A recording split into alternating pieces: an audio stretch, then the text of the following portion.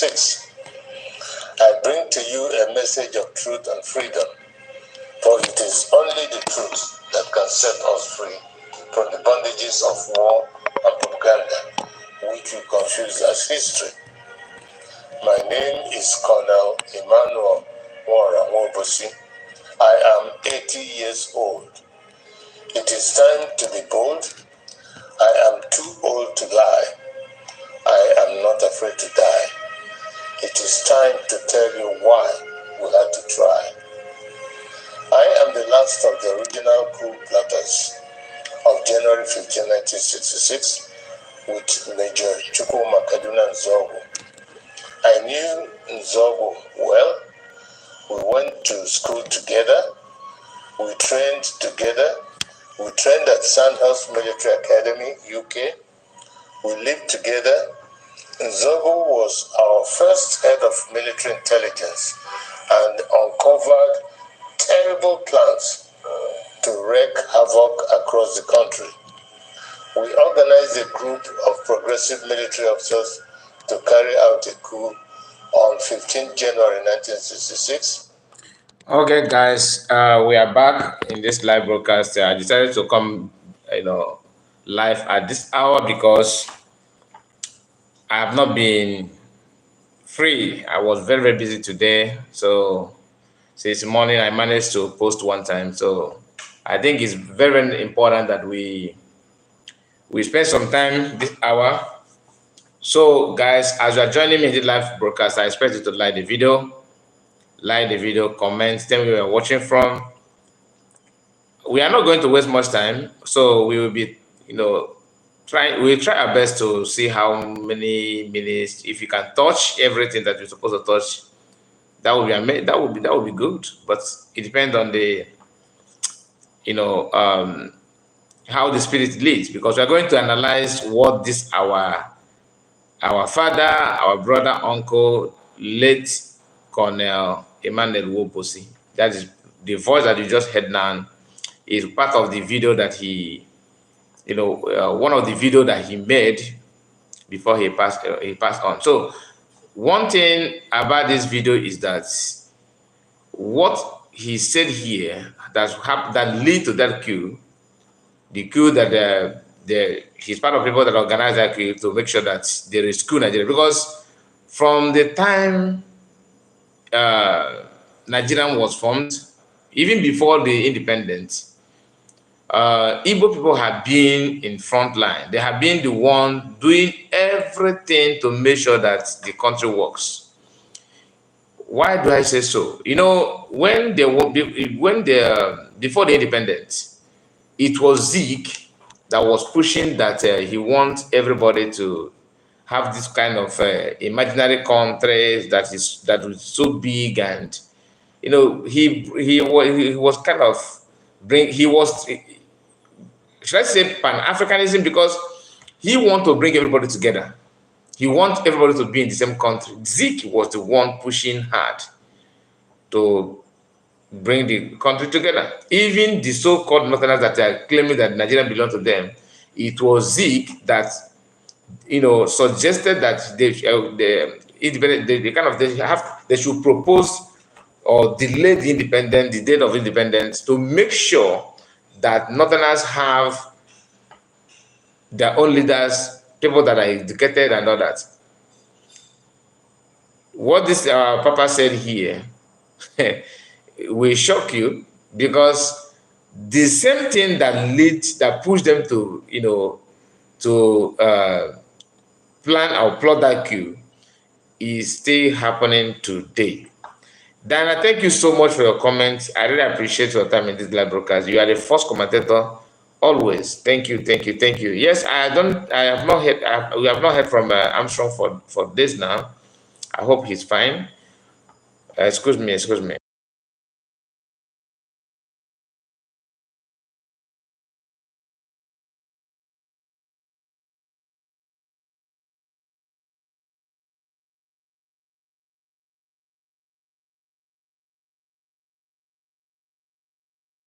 Sorry about that. I have to pass message. Okay, so what happened? What lead them to to plot that coup is exactly what is happening now, but in a different shape. Then it was, they were doing it that time as if let's say blindly, but lucky enough, as an Igbo man, the Igbo spirit in there, because I don't want you to watch this video. Don't watch this video with sentiment. You understand? I'm not trying to say that other people are useless. No, I'm not saying that other people don't have people that can do something nice. You understand? That's not what I'm saying here. What I'm trying to say is that sometimes it takes an Igbo man to do something right that other people may not even appreciate then, but at long run you understand that what happened then, or what that Igbo man did is actually the right thing. You may not see it now, but later you see that. That doesn't mean that we don't have foolish Igbo people, okay? So don't get it twisted. What I'm trying to say is this. Like I said, don't watch this video, don't listen to this video with sentiment. I want to come with an open mind, okay? The time they plot that queue, by that time, when they plot that queue, like our papa said here, is that Northerners, the same Southern of Sokoto and Ahmadu Bello and all that, they were busy trying to push that jihad using military, the same they're doing today. But unfortunately, the military formation then and what we have now is not the same. Then it was like, they have this kind of balance that northern people and Yoruba people and eastern part, the quota system were kind of balanced. It was balanced, unlike what we have today. Now, having made an attempt then, I'm talking about the Northerners, and they have come to realization that it did not work. And who stopped that jihad then? Just imagine the same thing that they are pushing now. They have been trying it. In 1967, 64, 67, and to 70 and all that. Those time in 70s, in 60s, not 70s, in 60s, they were pushing the same jihad. What saved some of you today that are claiming, oh, Igbo man, Igbo this, is because of Igbo officers with few other officers. Yes, of course, it cannot be only Igbo people that plot the coup, right? But the head of those coup, you can say, is an Igbo people. Just to save the entity, Nigeria. And who were victims then? Yorubas and some middle belts. The same thing that happened. So what they did is this. I haven't noticed that Igbo officers are so vibrant and eager to fight for Nigeria and to keep the entity one. Trust Northerners. They are not educated. It's not when it comes to strategize on how to take your land and to bring jihad to the doorsteps. What they did is this. After Nigerian Civil War, which Yorubas allowed themselves to be deceived, because had it been they did not allow themselves to be deceived, the reason why that coup happened was to protect indigenous people of Yoruba people and some part of Southerners. Igbo people were not vulnerable. They were not, pushing their jihad or using them, buying them the way they're buying in the West. Western region were kind of vulnerable and southern parts. So they noticed that Igbo people were not ready to work with them. They abandoned Igbo people after Civil War because they lured Yoruba to back up the crime, the genocide they committed in Igbo land by buying Biafrans in the name of Civil War and all that, which lead to millions of people, losing their life, and Igbo properties were being taken and destroyed, everything, right? Then they now unite with Yoruba people to plan the way Nigeria is today. What Igbo people refused or resisted and refused Fulani people to, perpetrate on Yoruba people is what Yoruba people now allow them to do on Igbo people. I will play this video so that you pay attention to that. So it will not be as if I'm just saying it. You hear it from horse's mouth. Today, only few Yorubas managed to understand what's happened and how Igbo people are being treated. Some, very, very, very sad indeed that some youths who should have known better, somebody like Adenka grandson, if you ask him today, the number one people, the problem of Africa, in fact, the problem of the world is Igbo people, not even in Nigeria. The problem of the economy of Nigeria and the problem of even the climate system that the people are shouting at this is caused by Igbo man. If you ask him today, sign here and tell us which or what ethnic group should be eradicated on surface of earth, he will tell you an Igbo people. But man is not God, so God is always God. What you need to understand is that it will take Fulani people years to make sure they carry out what they have in their mind.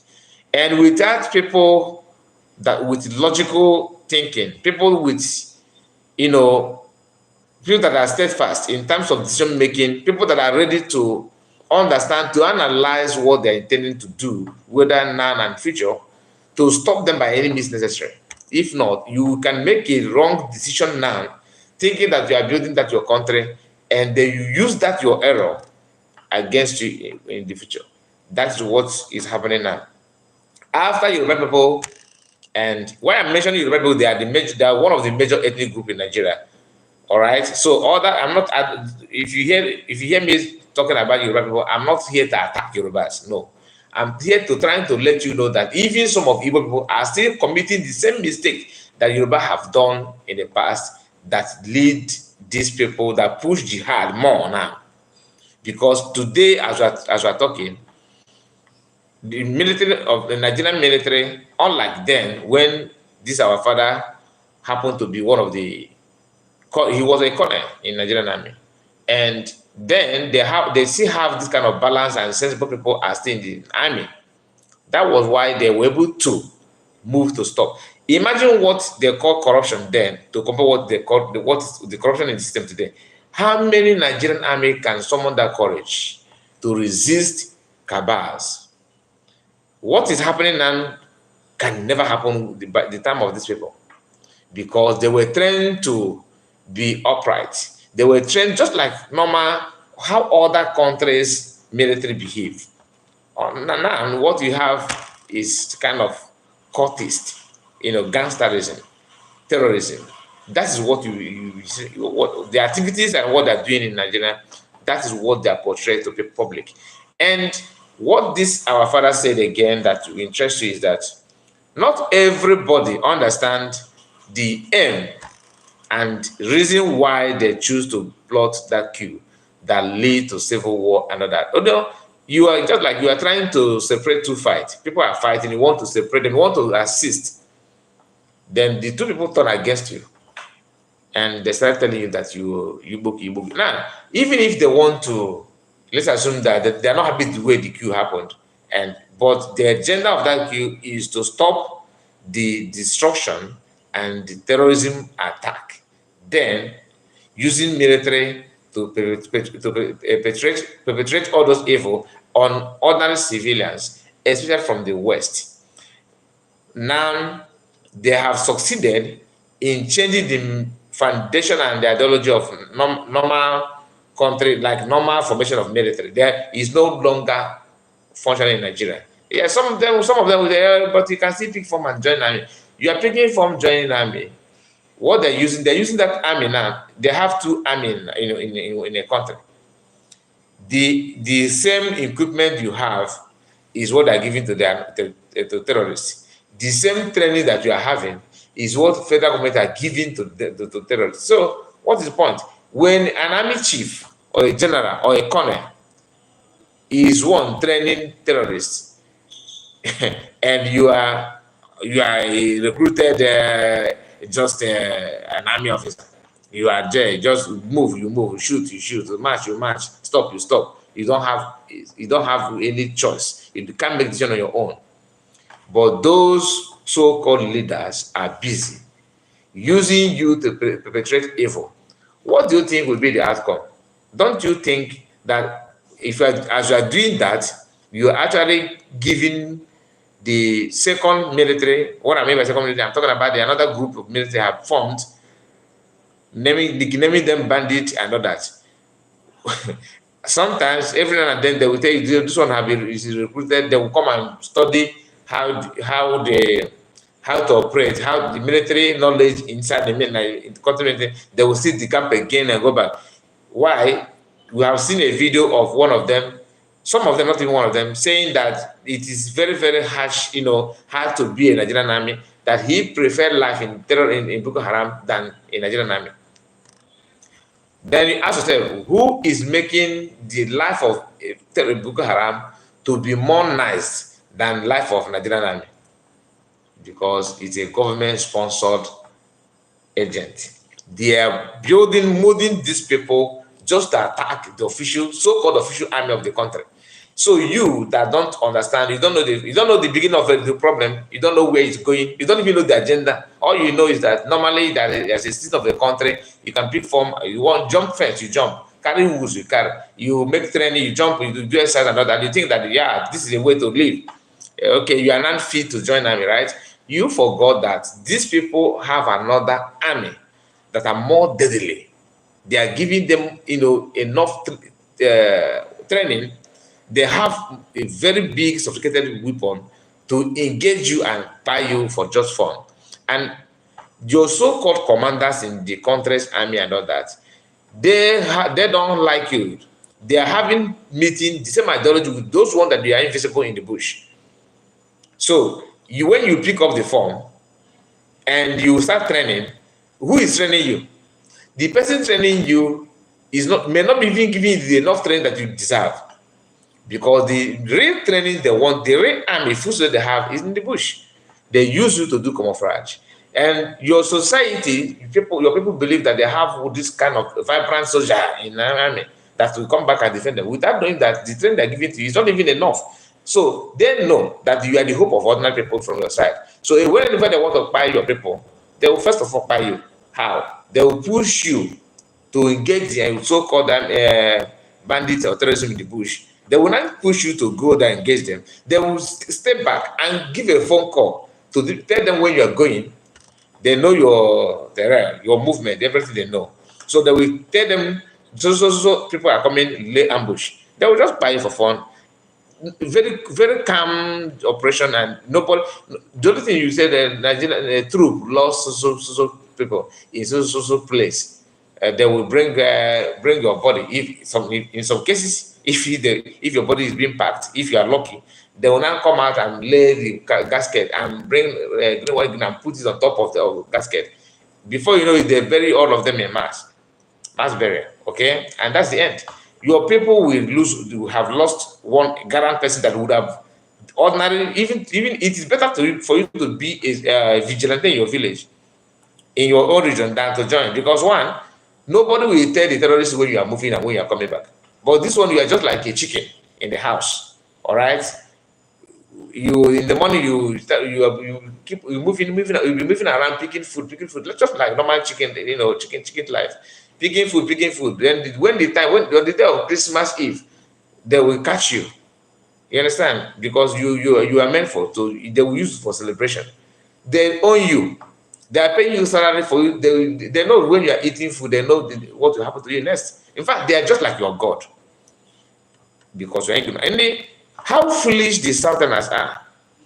You will see this thing that's happened to your colleague. You will still remember. Next thing, you should understand that your brothers in the army, when they come to Southeast, you are buying them. You are buying your own, no. You are buying but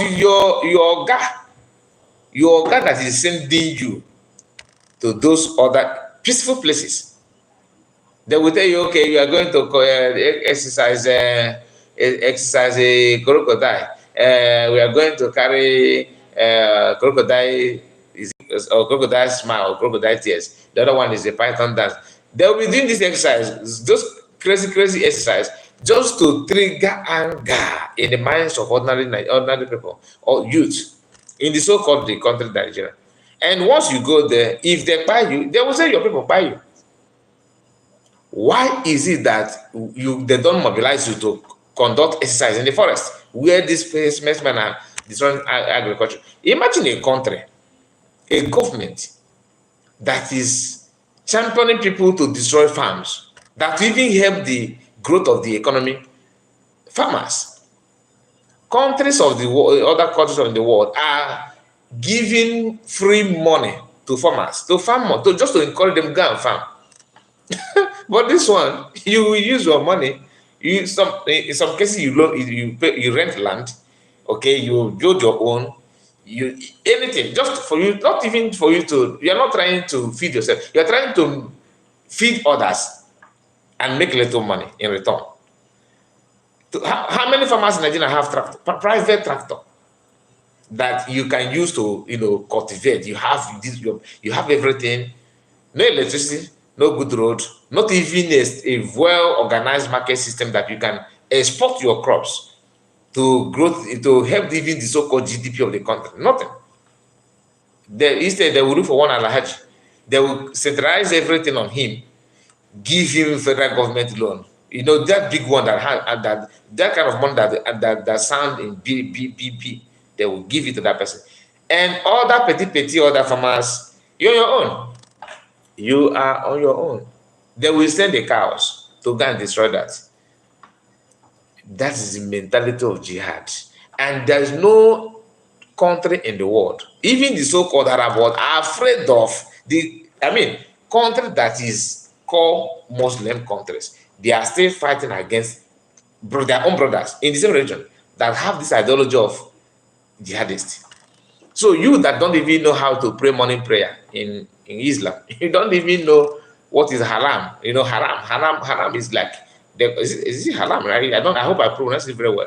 Like, if you buy chicken, real jihadists, the real Muslim don't eat chicken anyhow. There's a way you have to buy chicken before they'll eat it. There's a way you have to buy goat before they'll eat it. You must not touch something that is not in line with the religion, something like pig and dog and all that.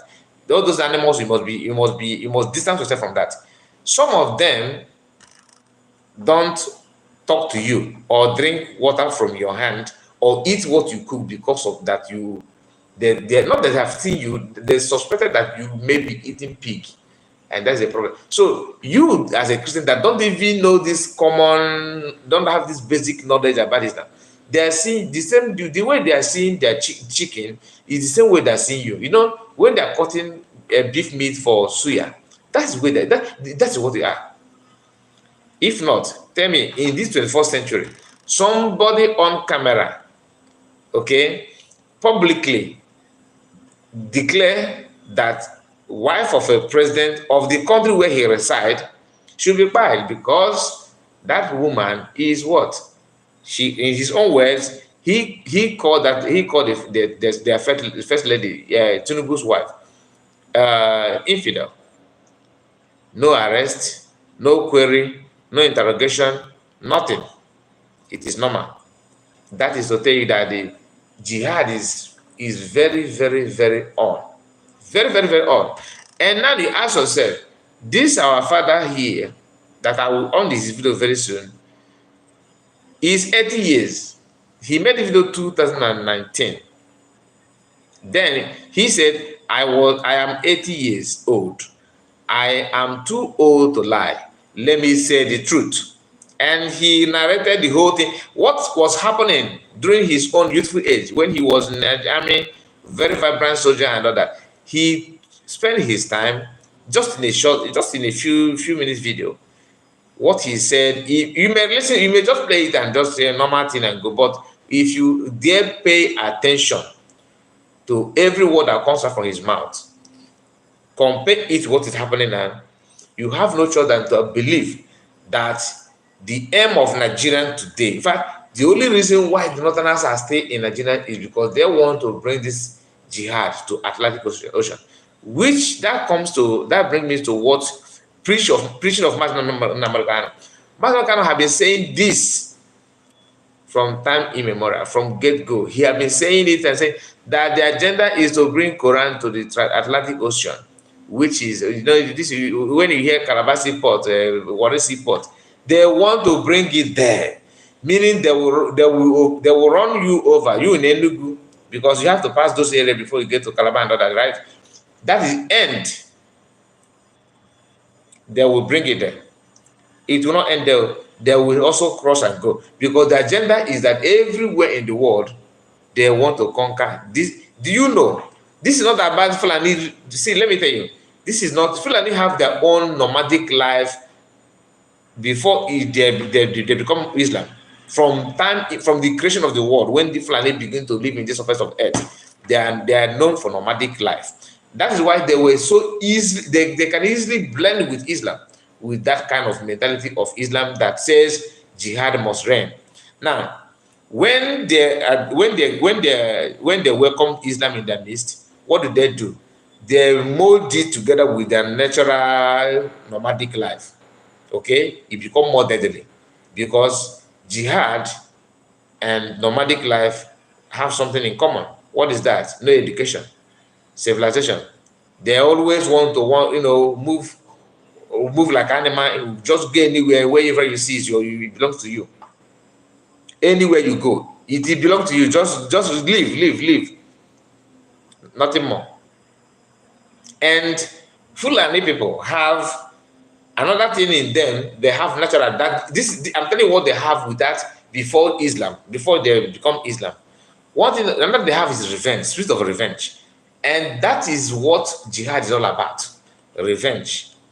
That you imagine somebody can use cutlass and chop off somebody's easy, in the name that you insulted somebody that you have not seen in his life. Like you talked about Muhammad is a problem. The repercussion of that is chopping off your head. Deborah, there's in 21st century, just 2 years ago, if not last year or 2 years, they stoned a young girl. His classmate too, that they studied together. The lady should be their friend normally. Somebody they should have intimacy with. Like, this is my friend. If she talk, I can hear her voice. If they have normal human feelings like all of us do, they will fight to protect her more than us that don't even know Deborah. What did they do? That Deborah questioned something they post in their WhatsApp group. I think they posted something about Muhammad or Islam. Deborah said just the only offense that she committed is that this group should be for our academic, not the religion aspect of it. They say, how dare you? Do you know who we posted here? It's Muhammad though. Therefore, Deborah, you will buy. Like joke. They stone her to death. Her classmates, probably they have sent notes. You know what normal school student in student life now, they probably have a sent biro pen. Probably they have sent writing materials. Maybe they have, maybe they have maybe they have been in a reading group to compete. That kind of normal student life or classroom life and all that. They don't care.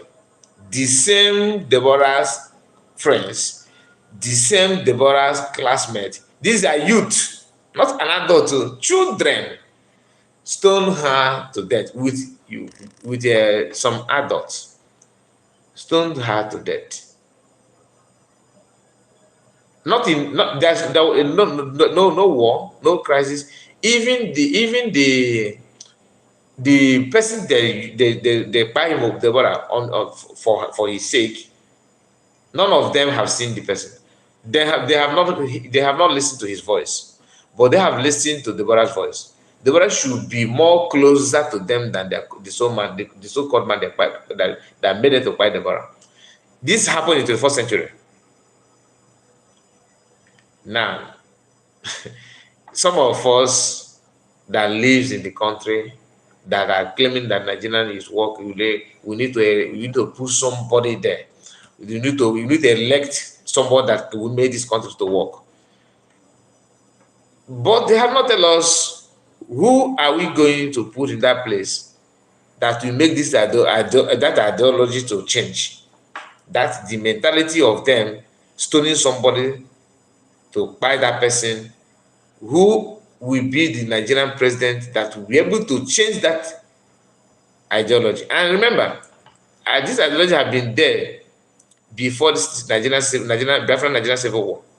They already have this ideology before the formation of Nigeria. It was because of this ideology that made them to conquer Hausa people. Is this ideology and the experience they have had all these years they have been practicing the same ideology? Is it now that you think that you can use your presidency to change it? If you listen to the video that I published earlier today, that Hausa woman said something very, very shocking. That during 2015 election, not in the north, they were busy threatening Christians and other people from other parts of the same country, Nigeria, telling them if INEC announce the result and they say good luck win, before the election, they have already choose, like, your houses of other Christians. Some of you building mansions in the north and all that. What they came out before the announcement of the presidential election. They have already they were choosing, maybe they suspected that Goodluck will win, because of course Goodluck won the election. To be honest with you, but that's the story for another day. Goodluck will win that election. He's the winner of that election. But what they did is this: they did not allow Goodluck to. Goodluck have seen what is about to happen before the announcement of that result. Fulani and northern people, they were moving around in the north, claiming houses without the owner. Like you are living in your house, you don't know that they are outside. The people outside have already choose your land, your house, and gave it to one of the Musa or Ibrahim. Ibrahim will choose this one. The other one says, this one is mine, this one is mine, this one is mine. The house there is mine. The owner don't even know that I already shared the house among them, waiting for the result to be announced. They will not carry out the attack. Not to push you out. No. They will buy. After buying the unit in the house, they will take over the house. How that information leaked is because one of them, I think two of them, some of them were dragging one particular house among themselves. That leads to a fight. They started fighting each other. The people that lives there, those Christians that don't even know that their house, that what they're dragging, what they're fighting for is the house where they're living. They came out and said, "What is going on, Adamu? What is happening? What is happening?" This one said, out of anger, one of them leaked information to the people that if Goodluck, if they announce that Goodluck win the election, that the agenda is that they will buy you people and take the house. And this one said that this house belongs to you, but it should be me. I'm the one that choose this house first. That's how the information leaked.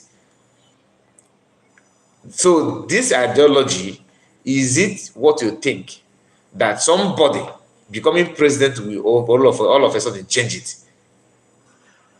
The reason why those political class politicians like P2B of today's world is not looking. The reason why he don't care about paying attention to the plan and plot of these people, what they can do, is because he know that current concern, they will buy other people. His own is to make a statement as a governor, as a leader, just like what Peter Mba is doing in Enugu State today. If they buy people in Hambofu, in also one, in anywhere, Peter Mba will just go there with his convoy. When governor is here, radio station will be running around, TV station will be trying to bring their mic for him to say something. We are here to commiserate with with this community, social community, for the loss of our people. Enugu State must be protected. That is the essence of our government. This has been our main goal, to make sure that we bring the stability in this state and this region. After making those statements, that's all. The people that buy it, they're much already, and to wait. Another people we wait for their own turn to be buy. It can't get to Pitamba because he's being protected by the system, just like all of them.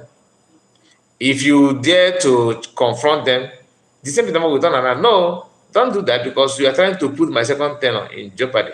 That is why he's pushing for Ruga, and just to make sure that his returning ticket is there waiting. No need to contest election. No need to drag power with anybody.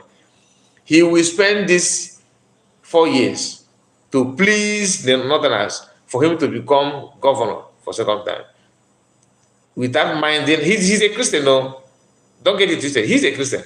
Without minding how many heads will go, just because he wants to protect his second term. You see what I'm saying?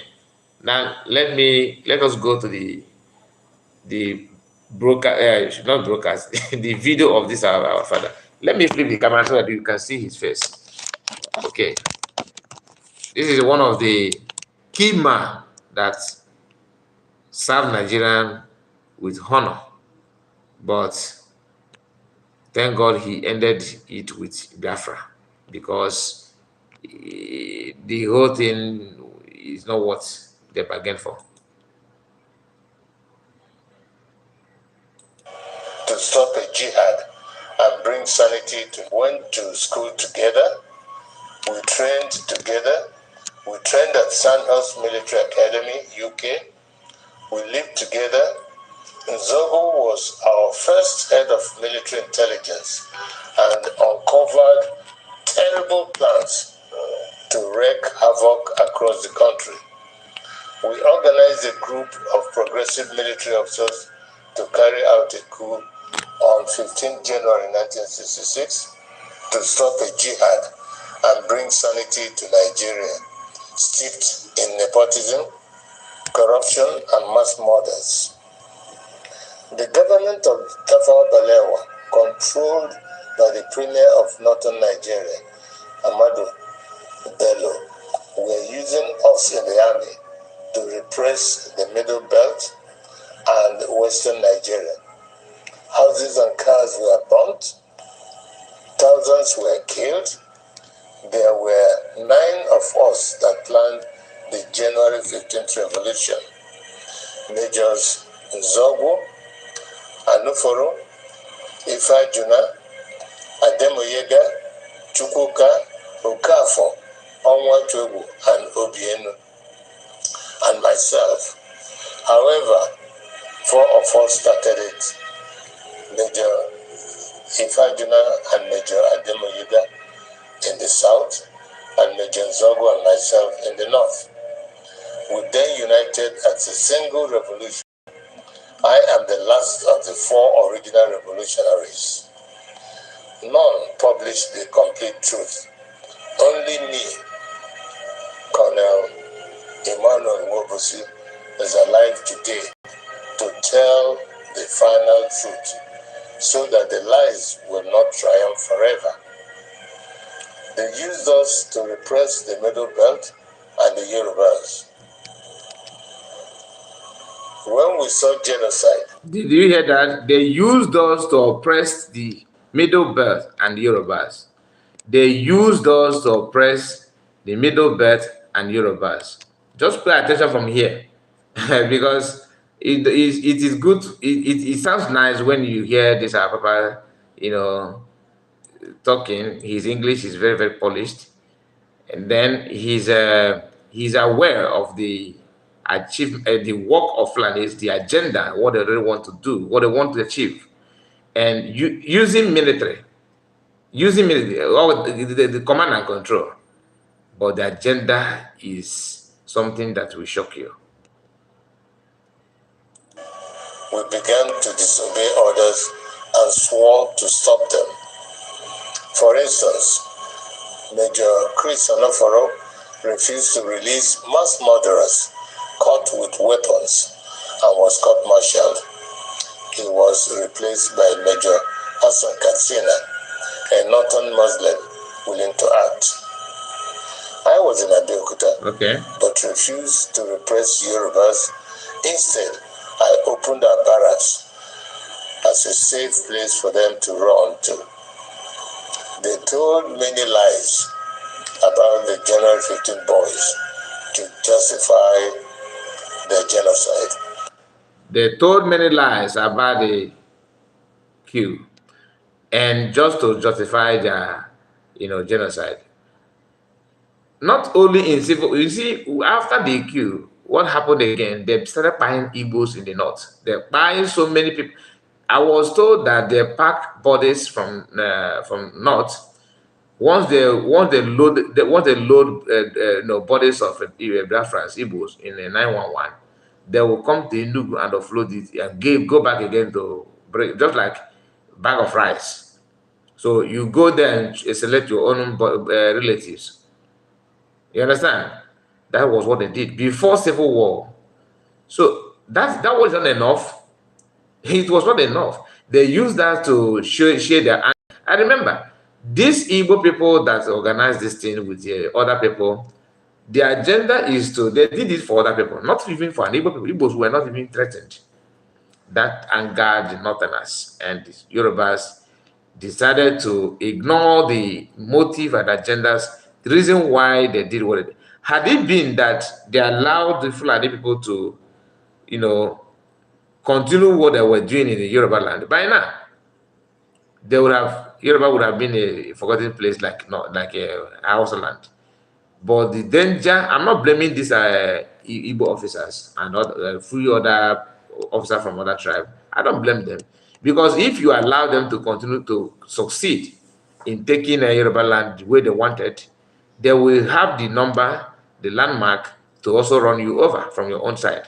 You understand? So that's what white people do. They always fight evil when evil is very, very far from them, so that they will not allow that evil to even cross their neighbor border, let alone come into them.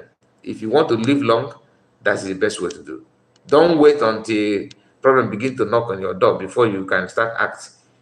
Always proact, react before the problem starts. It's very, very good in one's life. If you want to succeed, that's the best way to do. But it is those of us that planned the revolution that they should have killed, not the 3 million innocent Biafrans that knew nothing. For years, I kept quiet, blaming myself and wondering whether at 27 I was too radical that my actions led to the death of millions. Okay, he was 27 years old. By the time the coup was planned or it was executed, he was 27 years, and he was blaming himself for getting involved in that coup, which he later realized that it was not a mistake, because God gave him long life to see the agenda unfolding, even in his old age, something that he fought against in his youthful age, growing old, seeing the same thing. The children of the people that he fought against, that he resisted their parents from Canada Jihad, are still pushing the same thing again. And now they have, changed the demography by opening border to link the Fulani from other parts of Africa to also join them, to make sure they push more, they push it harder. Now, Nigerian is being known as a terrorist nation that nobody can tell how it started and when it will end. The best way is to depart, leave them and separate from the so-called country and be yourself. Without it, either they buy you, okay, or they run you over, you become slave, and that is the worst. Today, the same evil in 1966 is being unleashed. As I watch, my sense of guilt has vanished, because we were not the evil. We were trying to stop the evil. Exactly. That evil is radical Islamism. My happiness is that this our father, lived to balance his knowledge. Why do I say so? When he were blaming himself, thinking, having this kind of bad feelings, because of my action at 27 years, and it leads to civil war, leads to people buying of children. Oh my God, what have I done? What have I brought to my people? Then he still, witnessed the real agenda of the same people that he fought, that he resisted the activities in the past when he was 27 years old. What a brave soldier, what a brave man. And I really thank God that he lives to confirm that he was not wrong, and this is what happened. And surprise, surprise, this video was made like 2019. You understand? Before the man, he's late now. Nwabosi is late now, so I don't know when he died, but he's no more now. Ohaneze, that after making this video, did not even pay attention or to listen to what eyewitness said about the whole thing. Yet they organize themselves, Umokoko, planning on how to go and beg the Fulani that they are sorry for what happened then, for resisting their grandfather and their father from not taking our land over. By now, people like us would have been Muhammad or Isa. Chineke mere mmadụ ebere.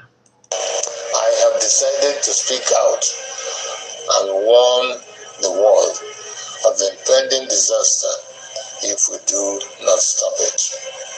Each time radical Muslims plan a jihad in their religious mission to conquer the world, they will fail.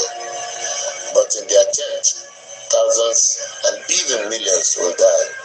Each time they plan their jihad to advance it to other people's land, each time they push, they always fail. But on that attempt, millions, thousands of people lost their life. That is a show of concern from this our papa. A show of concern. People don't have conscience anymore. He understands what it means to resist them, but people buy for that. Just like today, they are using the same military to do the same thing. And when Biafrans army are trying to working hard to resist, they will say, "Oh, you are buying our people. You are buying our people." But without it, they will buy you with your hand, with your two hands being tied at your back. That is the worst thing to happen to a man. Your two hands are being tied at your back. They will say, "Buy you." So, which of them do you prefer? That happened to us in Biafra. At this point, let me differentiate between peaceful, law-abiding Muslims and radical Muslims who want to kill others to force their religion on them. The problem is that wherever peaceful Muslims are, there are some radical Muslims amongst them. You see somebody that is talking out of experience. That's why it is always good to listen to the people that knows what they're doing. You can see how the some mind of this our papa at his 80 years old. He said, wherever you have Muslims, peaceful Muslims, you always have radical Muslims in their midst. Wherever you have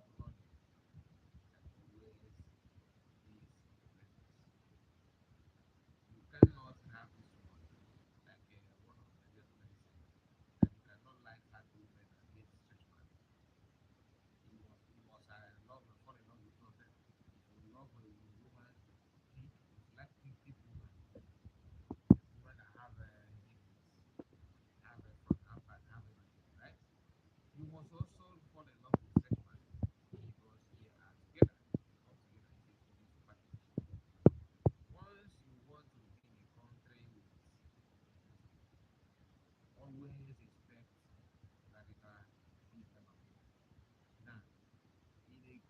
whereby the country you don't have constitution. How can you control and monitor the movement of this radical Islam in the midst of now?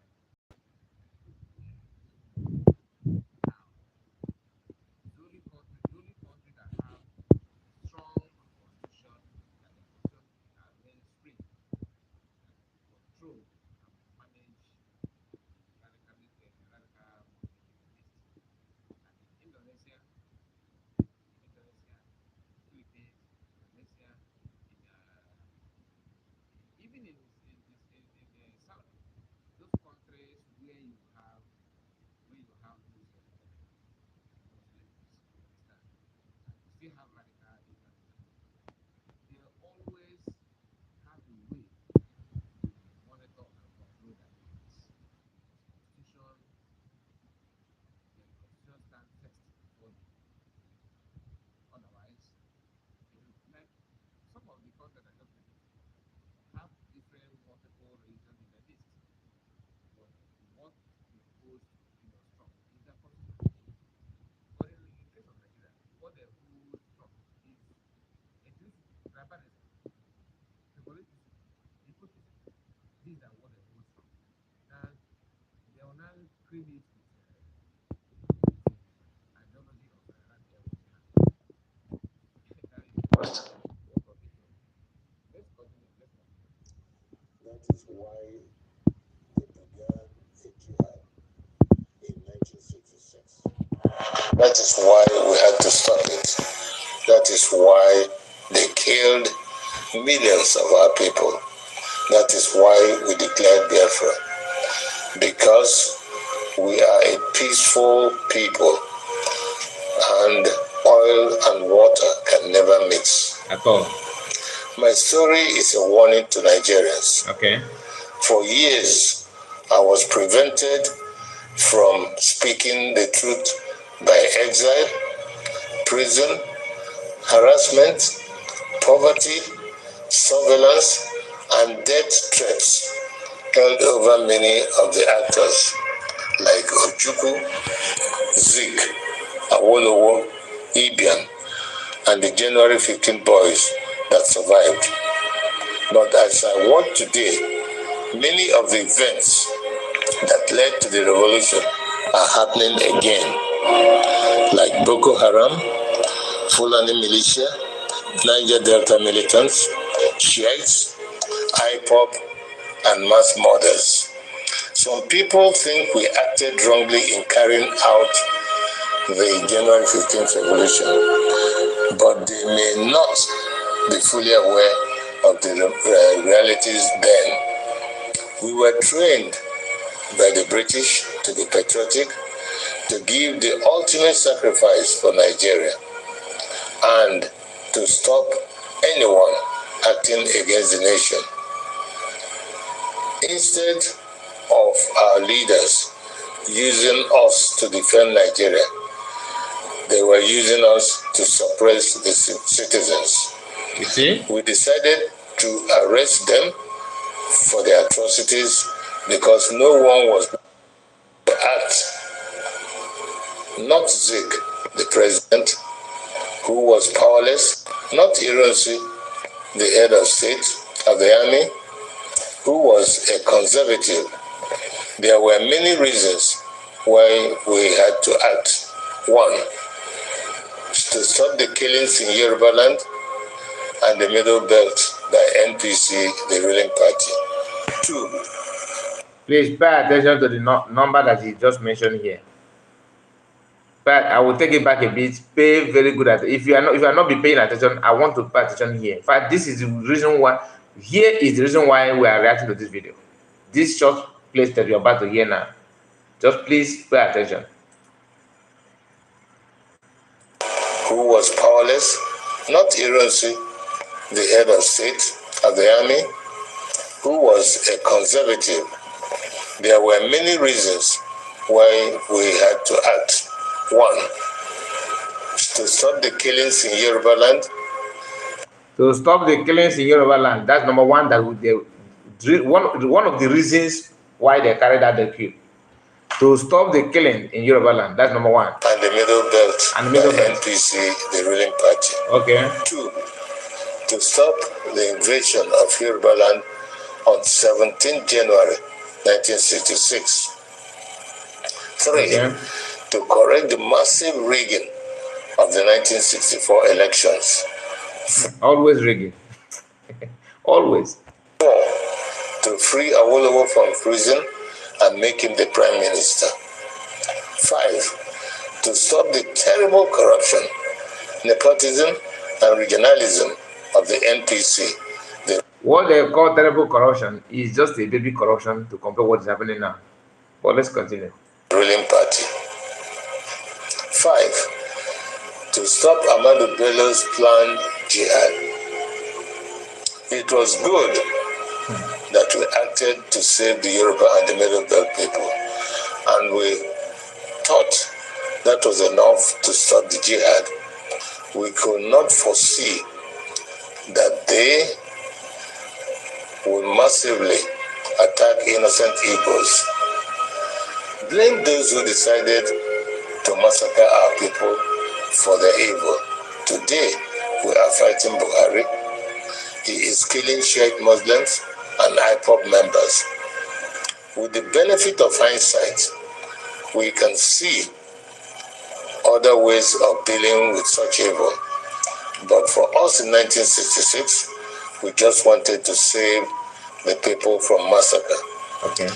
I wish to congratulate Nnamdi Kanu and IPOB for the good work they are doing to free our people from Nigeria and radical Islamism. Many of our people do not understand how vast IPOB is as an organization and the quality of the people that run it. On arrival in Israel, I started meeting high-quality professionals, and I was amazed. I don't know how IPOB united power professionals abroad, power traders at home, and ordinary people from market women to even riff-raff, all under one IPOB family, with worldwide radio and television. Every Igbo and Biafran should be proud of them. They are the strongest force we have today to achieve freedom for all Nigerians. No wonder they can take on the Nigerian government and win. However, it is money that makes things work. I shall donate 10% of all the profits of my new book to IPOB. It is my tithe to freedom. Tithing is God's tax to raise money for the government of the children of God. I urge you all to regularly do the same so we can have the resources to achieve our objectives. On this day of 15th January 2019, the anniversary of our revolution, I want to hand over to Nnamdi Kanu and IPOB the baton of the January 15 boys to you to complete the revolution we started. I am Ogene Obosi, a chief and elder of the Obosi people. I bring to you the blessings of the ancients. I fought for Biafra. I was wounded for Biafra. I shall die for Biafra. It's Wow, what a bombshell! Wow, wow, wow, wow! I love listening to this, our brother. He just made my day. You know, everything he said here, whether you are Biafran or not, if you love your freedom, if you love freedom, if you like good things, you should appreciate this man. Anyway, guys, we are going to end it now, okay? Because I think we have done the justice of the video. If you just joining, please like the video. Before I go, I have to, because I did not pay attention to the comments. I will do that just now, okay? Let me start from who? Okay, the comments are not much. Dinah, of course, excellent. Wachuku, I see you. Michael Chinedu, I see you. You say you're on point, yes. we thank God. Who is this? Okay, Gruma. Gruma is here. All hail Biafra. Please turn up and share the message, go viral. Thank you. Erin is here. Thank you for your good work, Kai. Hit like button and share. Thank you. Thank you. Chine Ye MC, our own sister. I greet you. How are you? And also Ozemene. Ozemene said, good evening, sir. Good evening to you, Ozemene. How are you? Iwu Biafra is here. Biafra 2024. He say. Obanede Andy, I see you. We are going home. God bless you all. Thank you. So that is it, my people. We are going to end it now. Thank you so much and see you again tomorrow. Please don't forget to subscribe if you have not. Like this video, like it, and share it. Have a wonderful evening, good morning, good evening, good afternoon. Some of you, I don't know your time zone, but this is night here, okay? Have a wonderful day. Have a wonderful evening. Bye-bye for now. Take care of yourself. Bye-bye.